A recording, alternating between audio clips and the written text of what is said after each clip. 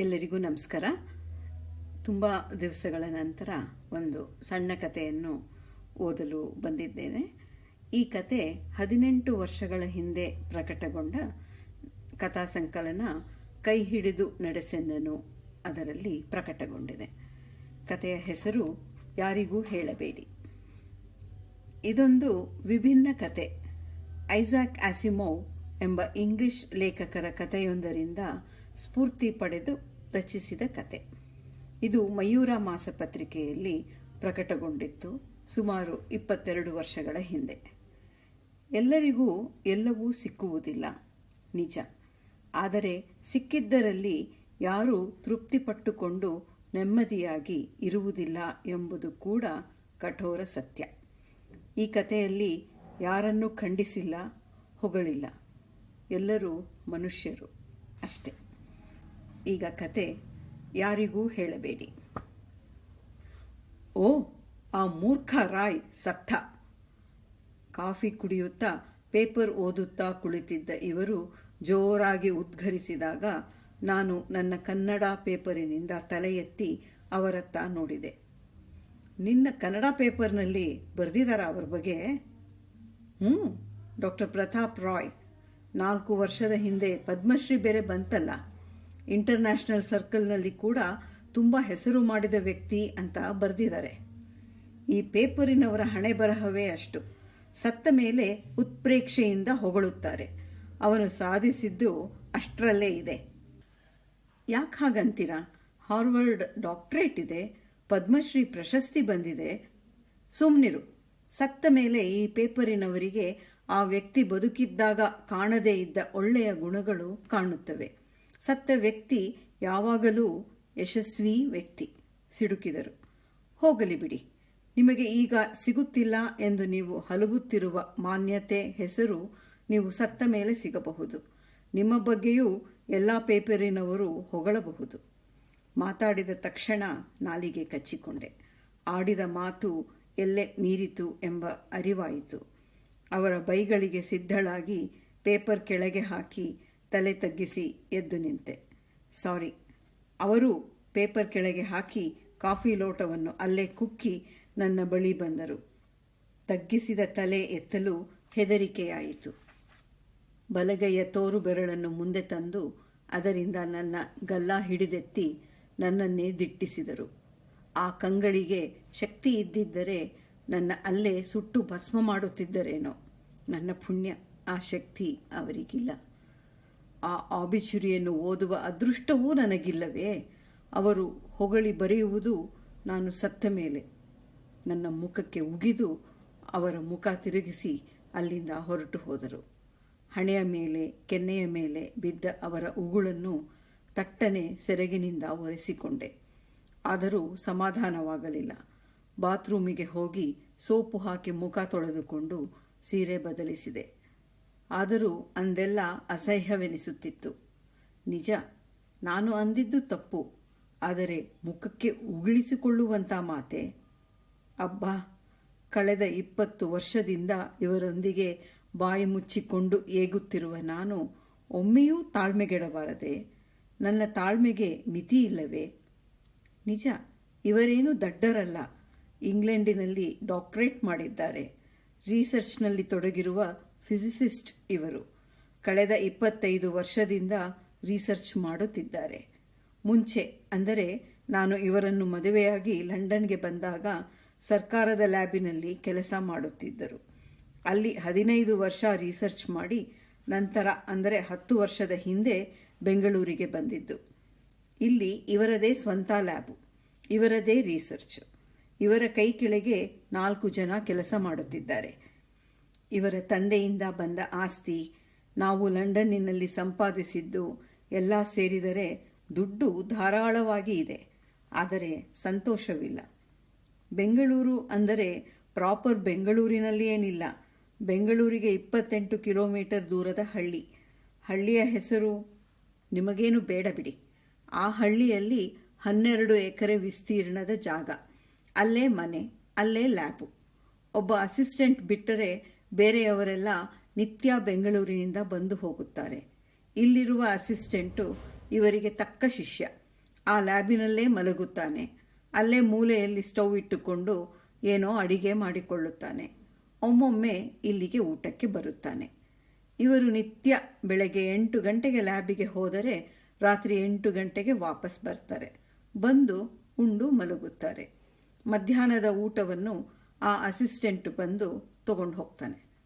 ನಾನು ಈ ನೀರವ ವಾತಾವರಣದಲ್ಲಿ ಒಂಟಿತನದಲ್ಲಿ ಬೇಯುತ್ತಿದ್ದೇನೆ.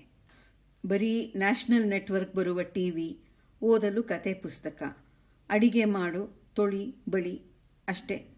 ಈಗ್ಗೆ 6-7 ವರ್ಷದಿಂದ BBC, ಡಿಸ್ಕವರಿ ಎಲ್ಲ ಬರುತ್ತೆ, ನಾವೇ ಡಿಶ್ ಆ್ಯಂಟೆನಾ ಹಾಕಿಸಿಕೊಂಡ ಮೇಲೆ. ಆದರೆ ಮದುವೆಯಾದ ಮೊದಲ 10 ವರ್ಷ ಪರದೇಶದಲ್ಲಿ, ನಂತರದ 10 ವರ್ಷ ಈ ಹಳ್ಳಿ ಕೊಂಪೆಯಲ್ಲಿ. ನನ್ನವರು ತನ್ನವರು ಎನ್ನುವವರಿಲ್ಲದೆ ಒಂಟಿಯಾಗಿ ಬಾಳುತ್ತಿದ್ದೇನೆ. ಸೀತೆಯ ವನವಾಸ 14 ವರ್ಷಕ್ಕೆ ಮುಗಿಯಿತು. ದ್ರೌಪದಿಯದು 11 ವರ್ಷ. ಆದರೆ ನನ್ನದು ವರ್ಷ 20 ಕಳೆದರೂ ಮುಗಿಯುವ ಸೂಚನೆಯೇ ಇಲ್ಲ. ನನ್ನ ಕರ್ಮಕ್ಕೆ ಒಂದು ಮಗುವೂ ಹುಟ್ಟಲಿಲ್ಲ. 20 ವರ್ಷದ ಹಿಂದೆ ನಾನು ಇವರನ್ನು ಮದುವೆಯಾದಾಗ ನಾನು ಅದೃಷ್ಟಶಾಲಿ ಎಂದು ಅಮ್ಮ ಅಪ್ಪ ಎಲ್ಲ ಕೊಂಡಾಡಿದ್ದರು. ಸ್ನೇಹಿತೆಯರು ಬಂಧುಗಳು ಕರುಬಿದ್ದರು. ಶ್ರೀಮಂತ, ರಿಸರ್ಚ್ ಸ್ಕಾಲರ್, ಸೈಂಟಿಸ್ಟ್, ಚೆಲುವ ಎಲ್ಲ ಆದ ಇವರು ನನ್ನ ನೋಡಿ ಒಪ್ಪಿ 8 ದಿನದಲ್ಲಿ ಮದುವೆಯಾಗಿ ಲಂಡನ್ನಿಗೆ ಹಾರಿಸಿಕೊಂಡು ಬಂದಿದ್ದರು. ನನ್ನವರು ತನ್ನವರು ಎಂದು ಯಾರೂ ಇಲ್ಲದಿದ್ದರೂ ಜನರ ಒಡನಾಟ ಬೇಕಾಗಿದ್ದ ನಾನೇ ಹೊಸ ಸ್ನೇಹಿತರನ್ನು ಮಾಡಿಕೊಂಡೆ. ಕೆಲಸಕ್ಕೂ ಸೇರಿ 5-6 ವರ್ಷ ಖುಷಿಯಾಗೇ ಇದ್ದೆ. ನಂತರ ಊರಾಚೆ ಮನೆ ಮಾಡಿದ್ದರಿಂದ ನನ್ನ ಕೆಲಸ ಬಿಡಬೇಕಾಯಿತು. 4 ವರ್ಷ ಮನೆಯಲ್ಲೇ ಇದ್ದು ಹುಚ್ಚು ಹಿಡಿದಂತಾಯಿತು. ನಂತರ ಭಾರತಕ್ಕೆ ಹಿಂತಿರುಗಿ ಹೋಗ್ತೀವಿ ಎಂದಾಗ ಅತ್ಯಂತ ಉತ್ಸಾಹದಿಂದ ಹೊರಟು ಬಂದೆ. ಆದರೆ ಇಲ್ಲಿಯೂ ಊರಾಚೆ. ಬೆಂಗಳೂರಿನಲ್ಲಿ ಮನೆ ಮಾಡಲು ಇವರಿಗೆ ಇಷ್ಟವಿಲ್ಲ. ಲ್ಯಾಬು ಮನೆ ಒಟ್ಟಿಗೆ ಇರಬೇಕು. ಇಂಥ ದೊಡ್ಡ ಸೈಂಟಿಸ್ಟನ್ನು ಗಂಡನನ್ನಾಗಿ ಪಡೆದಿರುವ ನನ್ನ ಅದೃಷ್ಟವನ್ನು ಎಲ್ಲರೂ ಕೊಂಡಾಡುವವರೇ. ಆದರೆ ನನಗೆ ಕೊಂಡಾಡುವವರು ಬೇಕಿರಲಿಲ್ಲ, ಒಡನಾಡಿಗಳು ಬೇಕಿತ್ತು. ಆದರೆ ವಿಶ್ವಮಾನ್ಯತೆ ಪಡೆದಿದ್ದ ಇವರಿಗೆ ಜನ ಬೇಕಿರಲಿಲ್ಲ. ಇವರಿಂದ ತಿರಸ್ಕರಿಸಲ್ಪಟ್ಟ ಜನ ನನ್ನನ್ನೂ ದೂರವಿಟ್ಟರು. ಒಂಟಿತನ ಕಟ್ಟಿಟ್ಟ ಬುತ್ತಿಯಾಯಿತು. ಜೊತೆಗೆ ಪ್ರತಿ ಬಾರಿಯೂ ಒಂಟಿಯಾಗಿ ಬೆಂಗಳೂರಿಗೆ ಹೋಗಲು ಬೇಸರ. ಅಲ್ಲಿ ಹೋಗಿ ಮಾಡುವುದಾದರೂ ಏನು? ವಿಶ್ವಮಾನ್ಯತೆ ಪಡೆದ ರಿಸರ್ಚರ್ ಎಂದು ಇಲ್ಲಿಯವರು ಒಂದು ಬಗೆ ಗೌರವದಿಂದ ದೂರವಿಟ್ಟರೂ ವಿಶ್ವದ ಸೈಂಟಿಸ್ಟ್ಗಳ ಸಮೂಹದಲ್ಲೂ ಕೂಡ ಇವರು ಒಬ್ಬರಾಗಲಿಲ್ಲ. ಇವರು ಅದೃಷ್ಟಹೀನರೇ ಇರಬೇಕು. ಇವರು ರಿಸರ್ಚ್ ಮಾಡಿ ಯಾವುದಾದರೂ ಪೇಪರ್ ಪಬ್ಲಿಷ್ ಮಾಡುವ ಸಮಯದಲ್ಲಿ ಇನ್ಯಾವುದಾದರೂ ಹೆಚ್ಚು ಪ್ರಾಮುಖ್ಯತೆ ಪಡೆಯುವ ಪೇಪರ್ ಪಬ್ಲಿಷ್ ಆಗುತ್ತದೆ. ಇವರು ಏನನ್ನಾದರೂ ಕಂಡುಹಿಡಿದು ಸಾದರಪಡಿಸಿದರೆ ಇವರು ಸಾದರಪಡಿಸಿದ 8 ದಿನಕ್ಕೆ ಅದನ್ನು ಮೆಟ್ಟಲನ್ನಾಗಿಟ್ಟುಕೊಂಡು ಇನ್ನೂ ಹೆಚ್ಚಿನ ಮಾನ್ಯತೆ ಪಡೆಯುವಂತಹುದನ್ನು ಸಾದರಪಡಿಸಿ ಬೇರೆಯವರು ಹೆಚ್ಚಿನ ಹೆಸರು ಪಡೆಯುತ್ತಿದ್ದರು. ಇವರು ವರ್ಷಾನುಗಟ್ಟಲೆ ರಿಸರ್ಚ್ ಮಾಡಿದ ಪೇಪರನ್ನು ಯಾವುದಾದರೂ ಸೆಮಿನಾರಿನಲ್ಲಿ ಓದುವ ಸಮಯದಲ್ಲೇ ಆಗಲೇ ನೋಬೆಲ್ ಪಾರಿತೋಷಕವನ್ನು ಪಡೆದಂಥ ರಿಸರ್ಚರ್ ಯಾರಾದರೂ ತಮ್ಮ ಪೇಪರ್ ಮಂಡಿಸಿ ಇವರನ್ನು ನೇಪಥ್ಯಕ್ಕೆ ತಳ್ಳುತ್ತಿದ್ದರು. ಅದೆಲ್ಲ ಇವರ ಮಾನಸಿಕ ಸ್ಥಿಮಿತದ ಮೇಲೆ ಸಾಕಷ್ಟು ಪರಿಣಾಮ ಬೀರಿದ್ದವು. ಬಹಳ ಸಿನಿಕಲ್ ಹಾಗೂ ಕಹಿ ಮನಸ್ಸಿನ ವ್ಯಕ್ತಿಯಾಗಿ ರೂಪುಗೊಂಡರು. ಈ ನಡುವೆಯಂತೂ ಅವರ ಅಯಶಸ್ಸಿಗೆ ನಾನು ಕಾರಣವೇನೋ ಎಂಬಂತೆ ವರ್ತಿಸತೊಡಗಿದ್ದಾರೆ. ಸಾಯುವ ಮುನ್ನ ಏನನ್ನಾದರೂ ಸಾಧಿಸಿಯೇ ಸಾಯುತ್ತೇನೆ, ಇನ್ ಸ್ಪೈಟ್ ಆಫ್ ಯು ಎಂದೊಮ್ಮೆ ಬಾಯಿ ಬಿಟ್ಟು ಕೂಡ ಹೇಳಿದರು. ಅವರಿಗೂ ಯಶಸ್ಸಿಗೂ ಮಧ್ಯೆ ನಾನು ಅಡ್ಡೆಗೋಡೆಯಂತೆ ಇದ್ದೇನೆ ಎಂದು ಅವರ ನಂಬಿಕೆ. ನನಗಾಗಿಯೇ ಲಂಡನ್ ಬಿಟ್ಟು ಇಲ್ಲಿಗೆ ಬಂದಿರುವುದು ಎಂದು ಅವರ ಮಾತು. ಬರುವುದು ಬರುತ್ತಾ ನನ್ನೂರಾದ ಹುಬ್ಬಳ್ಳಿಗಲ್ಲದೆ ಬೆಂಗಳೂರಿಗೆ ಬಂದು, ಜೊತೆಗೆ ಈಗ ಇರುವುದು ಬೆಂಗಳೂರು ಕೂಡ ಅಲ್ಲ, ಬೆಂಗಳೂರಿನಲ್ಲೇ ನನಗೆ ಯಾರ ಪರಿಚಯವೂ ಇಲ್ಲ. ಅಂಥದ್ದರಲ್ಲಿ ಈ ಕಾಡಿನಲ್ಲಿ ಒಂಟಿಯಾಗಿ ಇನ್ನೆಷ್ಟು ಕಾಲ ಹೀಗೇ ಇರುವುದು? ಮುಂಚೆಯಾದರೆ ನನ್ನ ಪಾಡಿಗೆ ನನ್ನ ಬಿಟ್ಟು ಬಿಡುತ್ತಿದ್ದರು. ಈಗ ಹಂಗಿಸಿ ಮಾತನಾಡುವುದು ಹೆಚ್ಚಾಗಿದೆ. ಅವರ ಸೋಲು ಅವರನ್ನು ಸಿನಿಕರನ್ನಾಗಿ ಮಾಡಿದೆ. ದೇವರೇ, ಹೇಗಾದರೂ ಅವರು ಏನನ್ನಾದರೂ ಸಾಧಿಸುವ ಹಾಗೆ ಮಾಡಪ್ಪ, ಆಗಲಾದರೂ ಇವರೊಂದಿಗೆ ಬಾಳುವುದು ಸೈರಿಸುವಂತಾಗುತ್ತದೆ ಎಂದು ಕಾಣದ ದೇವರನ್ನು ಕೇಳಿಕೊಂಡಿದ್ದೇನೆ. ಆದರೆ ಇವರು ಏನನ್ನಾದರೂ ಸಾಧಿಸುತ್ತಾರೆ ಎಂಬ ನಂಬಿಕೆಯೇ ನನಗಿಲ್ಲ. ಏನಾದರೂ ಅಡ್ಡಿಯಾಗುತ್ತದೆ ಅಥವಾ ಬೇರೆ ಯಾರಾದರೂ ಇನ್ನೂ ಹೆಚ್ಚಿನದನ್ನು ಸಾಧಿಸಿ ಇವರ ಸಾಧನೆಯನ್ನು ಗೌಣ ಮಾಡಿಬಿಡುತ್ತಾರೆ. ನಾನು ಮಾತ್ರ ಹೀಗೆ ಅನ್ನಿಸಿಕೊಂಡು ಉಗಿಸಿಕೊಂಡು ಇವರೊಂದಿಗೆ ಇಲ್ಲ, ನಾನು ಹೀಗೆ ಹೆಚ್ಚು ಕಾಲ ಬಾಳಲಾರೆ. ಅಂದು ರಾತ್ರಿ ಊಟವಾದ ಮೇಲೆ ಮಾಮೂಲಿನಂತೆ ಎದ್ದು ಹೋಗದೆ ನನ್ನ ಹಿಂದೆ ಅಡಿಗೆ ಮನೆಗೆ ಬಂದಾಗ ಅವರತ್ತ ಕಣ್ಣರಳಿಸಿದೆ. ನಿನ್ನಿಂದ ನನಗೆ ಕೊಂಚ ಸಹಾಯವಾಗಬೇಕಿತ್ತು. ಉಗುಳು ನುಂಗಿದೆ. ನನ್ನಿಂದಲೇ? ಹೇಳಿ. ಮೆಲ್ಲನೆ ಉಸಿರಿದೆ. ಲ್ಯಾಬಿನಲ್ಲಿ ನನಗೆ ಕೊಂಚ ಸಹಾಯ ಮಾಡಬೇಕು. ನಾನಾ? ನನಗೇನು ಗೊತ್ತಾಗತ್ತೆ? ನಾನು ಹೇಳಿದಂತೆ ಮಾಡುವುದಕ್ಕಾದರೂ ಗೊತ್ತಾಗುತ್ತದಲ್ವಾ? ಇಲ್ಲ ಅದೂ ಆಗಲ್ವಾ? ವ್ಯಂಗ್ಯವಾಗಿ ಕೇಳಿದಾಗ ತಲೆಯಾಡಿಸಿದೆ. ಲ್ಯಾಬಿನಲ್ಲಿ ಕೆಲಸ ಮಾಡುವ ನನ್ನ ಅಸಿಸ್ಟೆಂಟ್ಗಳಿಗೆಲ್ಲ ರಜಾ ಕೊಟ್ಟು ಬಿಟ್ಟಿದ್ದೇನೆ. ಯಾರೂ ಬರುವುದಿಲ್ಲ. ಬೆಳಗ್ಗೆ 8 ಗಂಟೆಗೆ ರೆಡಿಯಾಗು. ಈ ಬಾರಿ ನಾನು ಸಾಧಿಸುವುದನ್ನು ಎಷ್ಟು ನಾಟಕೀಯವಾಗಿ ಪ್ರಪಂಚಕ್ಕೆ ಪ್ರೆಸೆಂಟ್ ಮಾಡ್ತೀನಿ ಅಂದರೆ ನನ್ನ ಯಾರೂ ಮರೆಯುವುದಿಲ್ಲ. ಮುಂದೆ ಈ ಫೀಲ್ಡಿನಲ್ಲಿ ಬೇರೆ ಯಾರೇ ಏನೇ ಸಾಧಿಸಿದರೂ ನನ್ನ ಹೆಸರು ಹೇಳಿಯೇ ಅವರ ಹೆಸರು ಹೇಳಬೇಕು. ಹಾಗೆ ಪ್ರೆಸೆಂಟ್ ಮಾಡ್ತೀನಿ. ಇಷ್ಟು ಹೇಳಿ ಅವರು ಹೊರಟು ಹೋದರು. ನನಗೆ ರಾತ್ರಿಯೆಲ್ಲ ನಿದ್ದೆ ಬರಲಿಲ್ಲ. ಇವರು ತುಂಬ ಎಕ್ಸೈಟ್ ಆಗಿದ್ದಾರೆ. ಈ ಬಾರಿಯೂ ಫೇಲ್ ಆದರೆ ಇವರಿಗೆ ಹುಚ್ಚು ಹಿಡಿಯುವುದು ಖಂಡಿತ. ರಾತ್ರಿಯೆಲ್ಲ ನಿದ್ದೆ ಇಲ್ಲದೆ ಹೊರಳಾಡುತ್ತಾ ಕಳೆದೆ. ಈ ಬಾರಿ ನನ್ನ ಸಹಾಯ ಬೇರೆ ತಗೋತಾ ಇದ್ದಾರೆ. ನನ್ನ ಬ್ಲೇಮ್ ಮಾಡುವುದು ಖಂಡಿತ.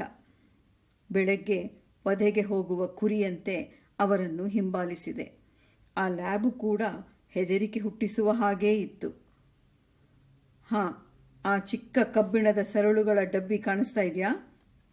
ಹ್ಞೂ, ಸರಿಯಾಗಿ ಹತ್ತಿರ ಬಂದು ನೋಡು. ಅವರ ಗಡುಸು ದನಿಗೆ ಬೆಚ್ಚಿ ಡಬ್ಬಿಯ ಬಳಿ ಸಾಗಿದೆ. ಆ ಡಬ್ಬಿಯ ಸರಳುಗಳ ಹಿಂದಿನಿಂದ ಇಣುಕಿದ ಬಿಳಿಯ ಇಲಿಯನ್ನು ನೋಡಿ ತಿರುಗಿ ಬೆಚ್ಚಿ ಹಿಂದೆ ಸರಿದೆ. ಅದೇನು ಹಾಗಾಡ್ತೀಯಾ? ಅದು ಹುಲಿಯಲ್ಲ, ಇಲಿ. ಈಗ ನೋಡ್ತಾ ಇರು ಏನು ಮಾಡ್ತೀನಿ ಅಂತ. ಒಂಚೂರು ಹಿಂದೆ ಬಾ. ರೇಗಿದರು. ಹಿಂದೆ ಸರಿದು ಗೋಡೆಗೊರೆಗೆ ನಿಂತೆ. ಏನು ಮಾಡಬಹುದು? ಈ ಇಲಿಯನ್ನು ಹುಲಿ ಮಾಡಿಬಿಡುವರೆ? ಅಥವಾ ಏನೋ ಮಾಡಲು ಹೋಗಿ ಈ ಲ್ಯಾಬನ್ನೇ ಉಡಾಯಿಸಿ ಬಿಡ್ತಾರಾ? ದೊಡ್ಡ ಸ್ಫೋಟ ಈ ಕ್ಷಣದಲ್ಲೇ ಕೇಳಬಹುದೇನೋ ಎಂದುಕೊಂಡು ಕಣ್ಣು ಮುಚ್ಚಿ ನಿಂತೆ. ಹಾಂ, ನೋಡಿದ್ಯಾ ಎಂದು ಅವರು ಹೇಳಿದಾಗ ಕಣ್ಣರಳಿಸಿ ನೋಡಿದೆ. ಅದೇನು ಹಾಗೆ ಬೆಪ್ಪಾಗಿ ನಿಂತಿದ್ಯಾ? ಈ ಕಡೆ ನೋಡು. ಭುಜ ಹಿಡಿದು ಎಳೆದರು. ಅರೆ ಅರೆ, ಮತ್ತೊಂದು ಡಬ್ಬಿ. ಮೊದಲನೆಯದರಿಂದ ಇನ್ನೊಂದನ್ನು ಸೃಷ್ಟಿಸಿದ್ರಾ? ಅಚ್ಚರಿಯಿಂದ ಕೇಳಿದೆ. ಒಂದು ಸ್ಪೆಷಲ್ ಮಾರ್ಗದಿಂದ ಮಾಡಿದ್ದೇನೆ. ಹೊಸದೇ ಮ್ಯಾಟರ್ ಸೃಷ್ಟಿ ಮಾಡಲು ತುಂಬ ಎನರ್ಜಿ ವ್ಯಯ ಆಗತ್ತೆ. ಅದೇ ಮುಂದೆ ಭವಿಷ್ಯದಲ್ಲಿ ಆ ವಸ್ತು ಬರುವ ಹಾಗೆ ಮಾಡಿದರೆ ತುಂಬ ಕಮ್ಮಿ ಎನರ್ಜಿ ವ್ಯಯ ಆಗತ್ತೆ. ಇದು ಒಂದು ಬಗೆಯ ಟೈಮ್ ಟ್ರಾವೆಲ್. ಓ, ಆ ಬಿಳಿ ಇಲಿಯೂ ಬಂದಿದೆಯಾ? ಉತ್ಸಾಹದಿಂದ 2ನೇ ಡಬ್ಬಿಯ ಬಳಿ ಸಾಗಿದೆ. ಆ ಡಬ್ಬಿಯಲ್ಲಿ ಬಿಳಿ ಇಲಿ ಸತ್ತು ಬಿದ್ದಿತ್ತು. ಮುಂಚೆ ಇದ್ದ ಡಬ್ಬಿಯತ್ತ ತಿರುಗಿದೆ. ಅಲ್ಲಿ ಇಲಿ ಓಡಾಡಿಕೊಂಡಿತ್ತು. ಓ, ಈ ಇಲಿ ಸತ್ತು ಹೋಗಿದೆ. ಹಾಂ, ಆ ಇಲಿ ಬದುಕಿರುವಂತೆಯೇ ಬರಲು ಏನೋ ಕೊಂಚ ಅಡ್ಜಸ್ಟ್ಮೆಂಟ್ ಮಾಡಬೇಕು. ಆದರೆ ಒರಿಜಿನಲ್ ಇಲಿ ಚೆನ್ನಾಗೇ ಇದೆ. ಟ್ರಾವೆಲ್ ಮಾಡಿದ ಸಮಯ ಬಂದಾಗ ಈ ಡೂಪ್ಲಿಕೇಟ್ ಡಬ್ಬಿ ಇರುತ್ತೆ, ಆದರೆ ಇಲಿ ಮಾಯ ಆಗಿಬಿಡುತ್ತೆ. ಓ, ಯಾರಾದರೂ ಬಯಾಲಜಿಸ್ಟ್ ಅನ್ನು ಕನ್ಸಲ್ಟ್ ಮಾಡಬೇಕಾಗಿತ್ತು. ಆಮೇಲೆ ಎಲ್ಲ ಕ್ರೆಡಿಟ್ ಅವನಿಗೆ ಹೋಗ್ಬಿಡತ್ತೆ, ವ್ಯಂಗ್ಯವಾಗಿ ಹೇಳಿದರು. ಹಾಗಾದರೆ ಈಗಲೇ ಅನೌನ್ಸ್ ಮಾಡಬೇಡಿ. ಕಾಯುವ ತಾಳ್ಮೆ ನನಗಿಲ್ಲ. ಅದಕ್ಕೆ ಒಂದು ಪ್ಲ್ಯಾನ್ ಮಾಡಿದ್ದೇನೆ. ಈಗ ಹೇಗೆ ಅನೌನ್ಸ್ ಮಾಡ್ತೀನಿ ಅಂದರೆ, ನಾಳೆ ಬೇರೆ ಸೈಂಟಿಸ್ಟು ಜೀವಂತ ಮನುಷ್ಯನನ್ನೇ ತಂದರೂ ನನ್ನ ಹೆಸರು ಹೇಳಿಯೇ ಅವನ ಹೆಸರು ಹೇಳಬೇಕು. ಅಷ್ಟು ಭರ್ಜರಿಯಾಗಿ ಅನೌನ್ಸ್ ಮಾಡ್ತೀನಿ. ಅದಕ್ಕೆ ನಿನ್ನ ನೆರವು ಬೇಕಾಗಿರುವುದು. ನಾನೇನು ಮಾಡಬಲ್ಲೆ? ನನ್ನ ದನಿ ನಡುಗಿತು. ಈ ಇಳಿಯ ಜಾಗದಲ್ಲಿ ನನ್ನನ್ನು ಕಲ್ಪಿಸಿಕೊಂಡು ನಡುಗಿದೆ. ನೀನು ನನ್ನ ವಿಧವೆಯಂತೆ ನಟಿಸಬೇಕು. ಅಂದರೆ ಅವರ ಕೈಯನ್ನು ಹಿಡಿದುಕೊಂಡೆ. ನಾನು ಆತ್ಮಹತ್ಯೆ ಮಾಡಿಕೊಳ್ಳಲ್ಲ, ಆದರೆ ನಾನು ನಾಳೆ 3 ದಿನದ ನಂತರದ ನನ್ನನ್ನು ತರುತ್ತೇನೆ. ಆದರೆ ನಿಮ್ಮ ಶವ ಬರುತ್ತದೆ, ನೀವಲ್ಲ. ನನ್ನ ದನಿ ನಡುಗಿತು. ಗೊತ್ತು, ಆದರೆ ಒರಿಜಿನಲ್ ನಾನು ಬದುಕೇ ಇರುತ್ತೇನೆ. ಭವಿಷ್ಯದಲ್ಲಿ ನಾನು ಸತ್ತಿರುತ್ತೇನೆ. ನನ್ನ ಶವ ಇಟ್ಟುಕೊಂಡು ನೀನು ಅಳಬೇಕು. ಎಲ್ಲರಿಗೂ ನಾನು ಸತ್ತೆ ಅಂತ ತಿಳಿಸಬೇಕು. 2 ದಿನದ ನಂತರ ಶವ ಸಂಸ್ಕಾರ ಅನ್ನಬೇಕು. ಆದರೆ 2 ದಿನದ ನಂತರ ನಾನು ಜೀವಂತ ಬರುತ್ತೇನೆ. ಆ ಹೆಣ ಮಾಯವಾಗಿ ಬಿಡುತ್ತದೆ. ಎಲ್ಲರಿಗೂ ಸತ್ತವನು ಎದ್ದು ಬಂದ ಅಂತ ಶಾಕ್ ಆಗುತ್ತದೆ. ಆಗ ನಾನು ನನ್ನ ರಿಸರ್ಚ್ ಬಗ್ಗೆ ಹೇಳುತ್ತೇನೆ. ಟಿವಿಯಲ್ಲಿ ಲೈವ್ ಡೆಮಾನ್ಸ್ಟ್ರೇಷನ್ ಕೊಡುತ್ತೇನೆ. ಈ ಟೈಮ್ ಟ್ರಾವೆಲ್ ಬಗ್ಗೆ ಮುಂದೆ ಮಾತನಾಡಿದಾಗಲೆಲ್ಲ ನನ್ನ ಬಗ್ಗೆ ಖಂಡಿತ ಮಾತನಾಡುತ್ತಾರೆ. ಹೇಗಿದೆ ಐಡಿಯಾ? ಆದರೆ ಕೊಂಗು ಮಾತನಾಡಿದರೆ ನಿನ್ನ ಕೊಂದು ಬಿಡ್ತೀನಿ. ನೀನು ಏನಾದರೂ ತಪ್ಪು ಮಾಡಿದರೆ ಮಾತ್ರ ಈ ಯೋಜನೆ ಹಾಳಾಗುತ್ತದೆ. ತಿಳಿತಾ? ನಾನು ಹೇಳಿದ ಹಾಗೆ ಮಾಡಬೇಕು, ಗಡುಸಾಗಿ ಹೇಳಿದರು.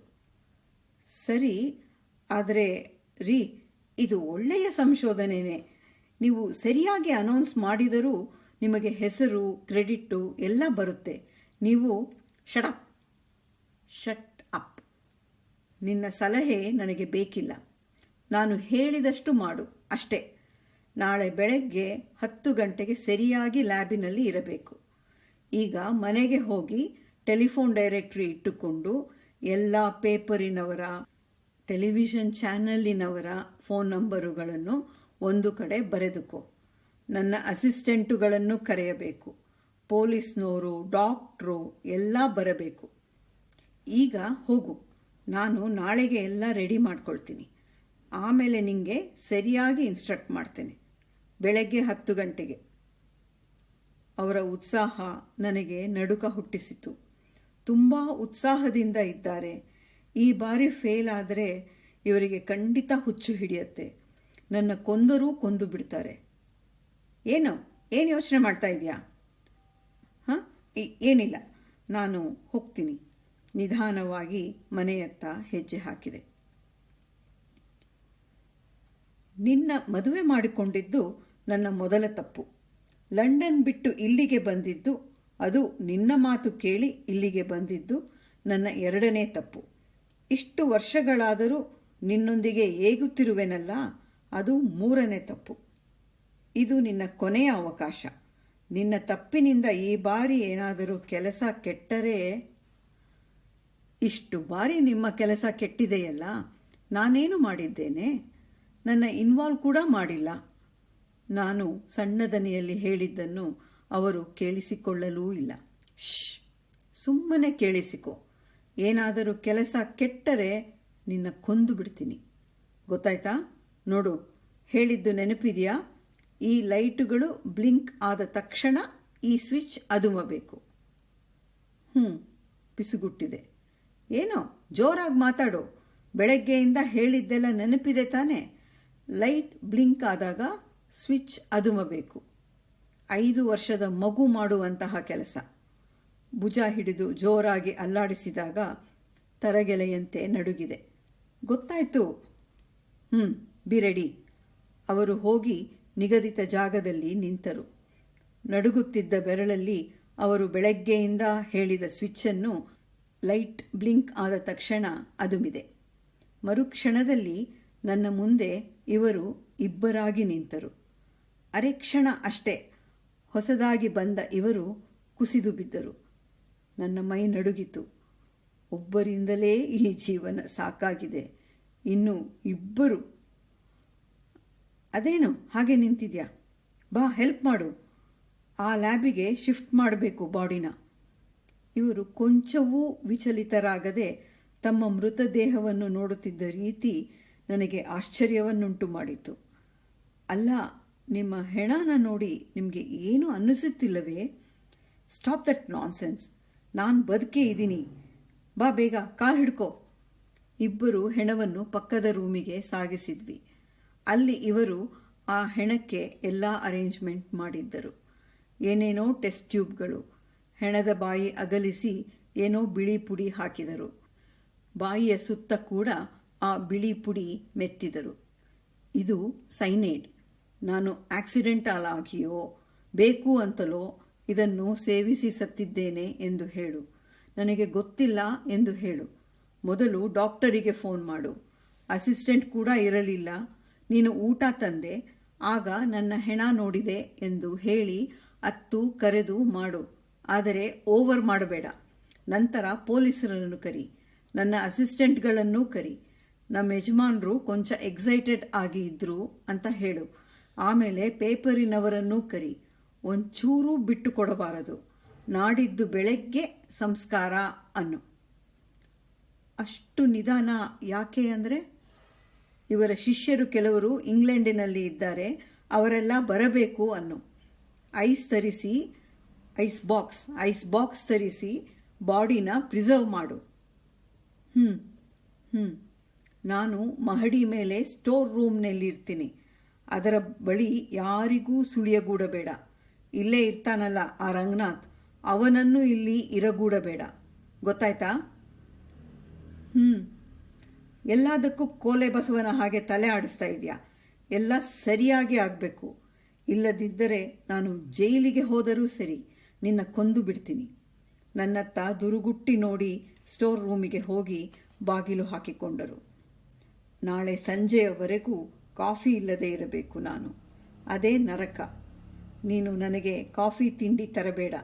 ನಾನು ಬ್ರೆಡ್ಡು ಬಿಸ್ಕತ್ತು ಇಟ್ಟುಕೊಂಡಿದ್ದೇನೆ. ಬಾಗಿಲು ತೆಗೆದು ಹೇಳಿ ತಿರುಗಿ ಬಾಗಿಲು ಹಾಕಿಕೊಂಡರು.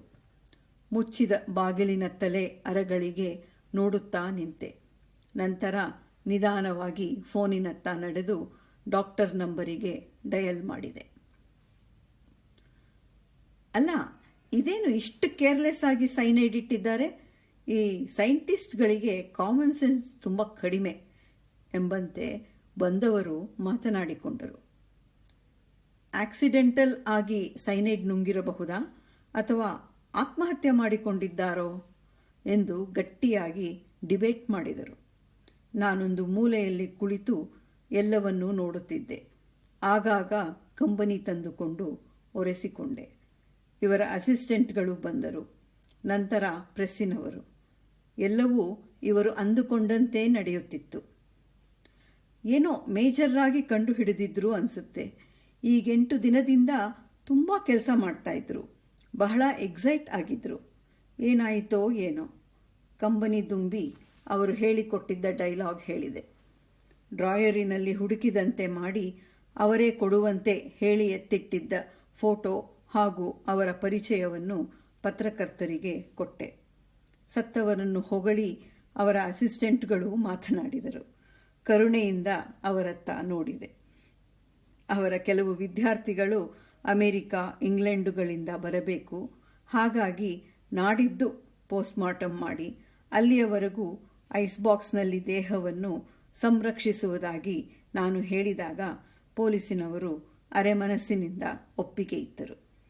ಐಸ್ ಬಾಕ್ಸ್ ಹಾಗೂ ದೇಹವನ್ನು ಇಡಲು ಎಲ್ಲ ಅರೇಂಜ್ಮೆಂಟನ್ನು ಮಾಡಲು ಬೆಂಗಳೂರಿಗೆ ಹೋಗಿ ಬರುವುದಾಗಿ ಆ ಡಾಕ್ಟರ್ ಹೋದರು.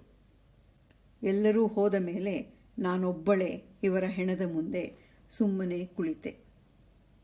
ಏನೋ ಬಾಯಿಲಿ, ಏನಾಯಿತು ಅಂತೆಲ್ಲ ಹೇಳು ಬಾ. ನನಗಿಂತ ನನ್ನ ಹೆಣವೇ ಇಷ್ಟವಾದ ಹಾಗಿದೆ. ಇವರು ಸ್ಟೋರ್ ರೂಮ್ ಬಾಗಿಲಿನಿಂದ ಕೂಗಿದಾಗ ಎದ್ದು ಒಳಗೆ ನಡೆದೆ. ನೀವು ಒಳಗೆ ಇರಿ, ಇನ್ನೇನು ಡಾಕ್ಟರ್ ಐಸ್ ಬಾಕ್ಸ್ನೊಂದಿಗೆ ಬರಬಹುದು. ಸರಿ ಸರಿ, ಆ ರಂಗನಾಥಿಗೆ ಫೋನ್ ಮಾಡಿ ನಾಳೆಯ ಎಲ್ಲ ಪೇಪರ್ಗಳನ್ನು ತರಿಸು ಎಂದರು. ನನಗೆ ಇವರ ಮುಖದ ಮೇಲಿನ ಕಳೆಗೂ ಹೆಣದ ಮುಖದ ಮೇಲಿನ ಕಳೆಗೂ ವ್ಯತ್ಯಾಸವೇ ತಿಳಿಯಲಿಲ್ಲ. ಮಾರನೇ ದಿನ ಎಲ್ಲ ನ್ಯೂಸ್ ಪೇಪರ್ಗಳನ್ನು ಒಟ್ಟುಗೂಡಿಸಿ ಅವರಿಗೆ ಸ್ಟೋರ್ ರೂಮಿನಲ್ಲಿ ಕೊಟ್ಟೆ. ಕಾಫಿ ಬೇಕಾ? ಬೇಡ ಬೇಡ, ಕಾಫಿ ವಾಸನೆ ಬಂದರೆ ತುಂಬ ಕಷ್ಟ. ಹಸಿವಿನಿಂದ ಕಂಗೆಟ್ಟವರು ಅನ್ನ ತಿನ್ನುವಂತೆ ಅವರು ಆ ಪತ್ರಿಕೆಗಳ ಸುದ್ದಿಯನ್ನು ಓದಲಾರಂಭಿಸಿದರು. ಹೆಚ್ಚು ಕಡಿಮೆ ಎಲ್ಲ ಪತ್ರಿಕೆಗಳು ಮುಖಪುಟದಲ್ಲೇ ಸುದ್ದಿ ಪ್ರಕಟಿಸಿದ್ದರು. ಓ, ವೆರಿ ಗುಡ್. ಇಲ್ಲಿ ಕೇಳು, ನಾನೆಲ್ಲ ಓದಿದ್ದೇನೆ, ನೀವು ಓದಿ, ನಾನು ಆಚೆ ಇರ್ತೀನಿ. ಇದೊಂದು ಕೇಳಿ ಹೋಗು. ಇವರೆಲ್ಲ ನನ್ನ ಎಷ್ಟೊಂದು ಹೊಗಳಿದ್ದಾರೆ. ನಿನಗೆ ಹೊಟ್ಟೆ ಕಿಚ್ಚಾಗುತ್ತಿದೆಯೇನೋ. ಛೆ, ನಿಮ್ಮನ್ನು ಹೊಗಳಿದರೆ ನನಗೆ ಯಾಕೆ ಹೊಟ್ಟೆ ಕಿಚ್ಚು? ರೀ, ನಾಳೆ ನೀವಿದನ್ನು ಅನೌನ್ಸ್ ಮಾಡಿದ ಮೇಲೆ ನೀವು ತುಂಬ ಫೇಮಸ್ ಆಗ್ತೀರಿ ಅಲ್ವಾ? I will be known everywhere, ಹೆಮ್ಮೆಯಿಂದ ಹೇಳಿದರು. ಆಮೇಲೆ ನಾವು ಹುಬ್ಬಳ್ಳಿಗೆ ಹೋಗಿ ಸೆಟ್ಲ್ ಆಗೋಣವಾ? ಇಲ್ಲ ಬೆಂಗಳೂರಿನಲ್ಲಿ ಮನೆ ಮಾಡೋಣವಾ? ಅದು ಹೇಗಾಗತ್ತೆ? ಇದು ಅನೌನ್ಸ್ ಮಾಡಿದ ಮೇಲೆ ನಾನೆಷ್ಟು ಫೇಮಸ್ ಆಗ್ತೀನಿ ಅಂದರೆ ಸರ್ಕಾರ ಇನ್ನೂ ಹೆಚ್ಚಿನ ಗ್ರ್ಯಾಂಟ್ ಕೊಡುತ್ತೆ, ಅವಾರ್ಡ್ ಕೊಡುತ್ತೆ. ನನ್ನ ಬಳಿ ಕಲಿಯಲು ವಿದೇಶದಿಂದೆಲ್ಲ ವಿದ್ಯಾರ್ಥಿಗಳು ಬರ್ತಾರೆ. ಈ ಲ್ಯಾಬನ್ನು ಎಕ್ಸ್ಪ್ಯಾಂಡ್ ಮಾಡಬೇಕಾಗಬಹುದು. ನಾನು ಇನ್ನೂ ಹೆಚ್ಚು ಬ್ಯುಸಿ ಆಗಬೇಕಾಗಿ ಬರುತ್ತೆ. ಇವರು ಹೇಳುತ್ತಲೇ ಇದ್ದರು. ಅವರ ಹಗಲುಗನಸಿನಲ್ಲಿ ನನ್ನ ಪಾತ್ರವೇ ಇರಲಿಲ್ಲ. ಅವರ ಶ್ರದ್ಧಾಂಜಲಿ, ಅವರ ಹಗಲುಗನಸಿನೊಳಗೆ ಅವರನ್ನು ಬಿಟ್ಟು ನಾನು ಮೆಲ್ಲನೆ ಆಚೆ ಬಂದು ಸ್ಟೋರ್ ರೂಮಿನ ಬಾಗಿಲು ಹಾಕಿದೆ. ಮಧ್ಯಾಹ್ನ 3 ಗಂಟೆಯ ವೇಳೆಗೆ ಲ್ಯಾಬಿನ ಬಾಗಿಲನ್ನು ಭದ್ರಪಡಿಸಿ ನಾವಿಬ್ಬರೂ ಇವರ ಹೆಣದ ಮುಂದೆ ನಿಂತೆವು. ತಮ್ಮದೇ ಹೆಣದ ಮುಂದೆ ಇವರು ಎಷ್ಟು ನಿರ್ಭಾವುಕರಾಗಿ ಇದ್ದರು ಎಂದರೆ ನನಗೆ ಹೇಗೆ ಸಾಧ್ಯ ಎಂದು ತುಂಬ ಅಚ್ಚರಿಯಾಯಿತು. ಇನ್ನೊಂದು ಅರ್ಧ ಗಂಟೆ, ಅಬ್ಬಬ್ಬ ಅಂದರೆ 5 ನಿಮಿಷ ಮುಂಚೆ ಅಥವಾ ಆಮೇಲೆ ಈ ದೇಹ ವ್ಯಾನಿಷ್ ಆಗಬೇಕು. ನಾನು ಒಂದೆಡೆ ಬರೆದಿಟ್ಟಿದ್ದ ಡಾಕ್ಟರ್ ಹಾಗೂ ಪತ್ರಿಕೆಯವರ ಫೋನ್ ನಂಬರ್ಗಳನ್ನೆಲ್ಲ ಮತ್ತೊಮ್ಮೆ ನೋಡಿಕೊಂಡರು. ಬೀರುವಿನಿಂದ ಕ್ಯಾಮರಾ ತೆಗೆದು ಹೆಣದ ಫೋಟೋ ತೆಗೆದರು. ತಮ್ಮ ರಿಸರ್ಚ್ ಪೇಪರ್ಗಳನ್ನೆಲ್ಲ ಒತ್ತಟ್ಟಿಗಿಟ್ಟುಕೊಂಡರು. ದೇಹ ವ್ಯಾನಿಷ್ ಆಗದೇ ಇದ್ರೆ? ಮೆಲ್ಲನೆ ನನಗೆ ನಾನೇ ಹೇಳಿಕೊಂಡರೂ ನನ್ನ ಮಾತು ಅವರ ಕಿವಿಗೆ ಬಿತ್ತು. ನಿಂಗೆ ಇನ್ನೂ ನನ್ನ ಕೆಪಾಸಿಟಿ ಮೇಲೆ ನಂಬಿಕೆ ಇಲ್ಲ ಅಲ್ವಾ? ಮೊದಲ ಇಂಟರ್ವ್ಯೂನಲ್ಲೇ ನಿನ್ನ ಬಗ್ಗೆ ಹೇಳ್ತೀನಿ. I have achieved this in spite of you ಅಂತ. ನಿನ್ನ ಡಿಸ್ಕರೇಜ್ಮೆಂಟ್ ಮಧ್ಯೆಯೂ ನಾನು ಇದನ್ನು ಅಚೀವ್ ಮಾಡಿರುವುದು ರಿಯಲಿ ಗ್ರೇಟ್ ಅಂತ. ಅವರ ಕಂಗಳಲ್ಲಿ ಇದ್ದದ್ದು ಶಿಯರ್ ಹೇಟ್ರೆಡ್ ಅಷ್ಟೇ. ಫೋನ್ ರಿಂಗ್ ಆಯಿತು. 5-6 ಬಾರಿ ರಿಂಗ್ ಆಗಲು ಬಿಟ್ಟು ಮೆಲ್ಲನೆ ರಿಸೀವರ್ ಎತ್ತಿದೆ. ಹಲೋ, ಸೈಂಟಿಸ್ಟ್ ಅವರ ಹೆಂಡತಿನಾ? ಹೌದು, ನಾವು ಚೀಫ್ ಮಿನಿಸ್ಟರ್ ಆಫೀಸಿನಿಂದ ಮಾತಾಡ್ತಾ ಇದ್ದೀವಿ. ಆತಂಕಗೊಂಡರೂ ತಟ್ಟನೆ ಸವರಿಸಿಕೊಂಡೆ. ಹೇಳಿ. ಬೆಳಗ್ಗೆಯಿಂದ ಕೆಲವರನ್ನು ಕನ್ಸಲ್ಟ್ ಮಾಡಿದ್ವಿ. ಅಷ್ಟು ದೊಡ್ಡ ಸೈಂಟಿಸ್ಟ್ ಆತ್ಮಹತ್ಯೆ ಮಾಡಿಕೊಂಡ್ರು ಅಂತ ಪೋಸ್ಟ್ಮಾರ್ಟಮ್ ಎಲ್ಲ ಮಾಡಿ ಅವರಿಗೆ ಅವಮಾನ ಮಾಡುವುದು ಬೇಡ ಎಂಬ ಅಭಿಪ್ರಾಯ ಬಂದಿದೆ. ಇದ್ದಾಗ ಅವರ ಬೆಲೆ ತಿಳಿಯಲಿಲ್ಲ. ಸತ್ತ ಮೇಲೆ ಅವಮಾನಿಸಿ ಅವರ ಆತ್ಮಕ್ಕೆ ಅಶಾಂತಿ ತರಬಾರದು ಅಂತ ನಿರ್ಧರಿಸಿದ್ದೇವೆ. ನಾಳೆ ನೀವು ನಿಮ್ಮ ಧರ್ಮಕ್ಕನುಸಾರವಾಗಿ ಅವರ ಸಂಸ್ಕಾರ ಮಾಡಿ. ಪೊಲೀಸಿನವರಿಗೆ ಹಾಗೂ ಡಾಕ್ಟ್ರಿಗೆ ನಮ್ಮ ಆಫೀಸಿನಿಂದಲೇ ಇನ್ಸ್ಟ್ರಕ್ಷನ್ಸ್ ಕಳಿಸ್ತೀವಿ. Very kind of you, thank you ಎಂದು ಹೇಳಿ ರಿಸೀವರ್ ಇಟ್ಟೆ. ನನ್ನತ್ತ ನೋಡಿ ಹುಬ್ಬೇರಿಸಿದ ಅವರತ್ತ ಅರೆನಗೆ ಬೀರಿದೆ. ಚೀಫ್ ಮಿನಿಸ್ಟರ್ ಆಫೀಸಿನಿಂದ ಪೋಸ್ಟ್ಮಾರ್ಟಮ್ ಬೇಡ ಅಂತ ಪೊಲೀಸ್ ಡಿಪಾರ್ಟ್ಮೆಂಟ್ಗೆ ಇನ್ಸ್ಟ್ರಕ್ಟ್ ಮಾಡ್ತಾರಂತೆ. ನಿಮ್ಮ ಸಾವನ್ನು ಅನುಮಾನಿಸಿ ನಿಮಗೆ ಅವಮಾನಿಸಬಾರದು ಎಂದು. ಓ ಗುಡ್. ಇನ್ನು 10 ನಿಮಿಷ ದೇಹವೇ ಇರಲ್ಲ. ಪೋಸ್ಟ್ಮಾರ್ಟಮ್ ಏನು ಮಾಡ್ತಾರೆ? ಆಮೇಲೆ ಅನೌನ್ಸ್ಮೆಂಟ್ಗೆ ಸ್ವತಃ ಮುಖ್ಯಮಂತ್ರಿಗಳು ಬರ್ತಾರೆ ಅಲ್ವಾ? ಟೆನ್ಷನ್ ತಾಳಲಾರದೆ ಅಲ್ಲಿಯೇ ಕುರ್ಚಿಯ ಮೇಲೆ ಕುಳಿತೆ.